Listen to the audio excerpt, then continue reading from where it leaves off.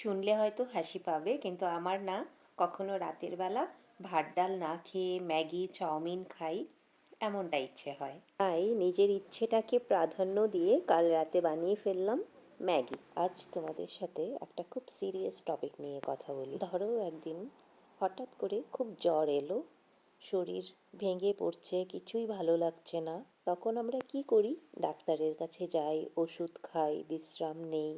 তখন কিন্তু কেউ বলে না যে শরীর খারাপ হয়েছে আর বেঁচে থাকার দরকার নেই, কারণ আমরা জানি এটা একটা সমস্যা আর সমস্যার সমাধান আছে। মেন্টাল হেলথও কিন্তু ঠিক সেরকমই। মন খারাপ থাকা, মাথা যন্ত্রণা করা, সারাক্ষণ বুকটা ভারী হয়ে থাকা, এর মানে এই না যে জীবন শেষ। এর মানে এইটুকুই যে মনটা অসুস্থ আর তার চিকিৎসা দরকার। সবার জীবনেই তো কিছু না কিছু কমই থাকে। কারোর সংসারে শান্তি নেই, কারো বা রিলেশনশিপ ভেঙে যায়, কারো বা স্বপ্ন পূরণ হয় না, কারো আবার প্রতিদিন নিজের সাথেই যুদ্ধ। তাই বলি কি সবাই সুইসাইড করে নেয়?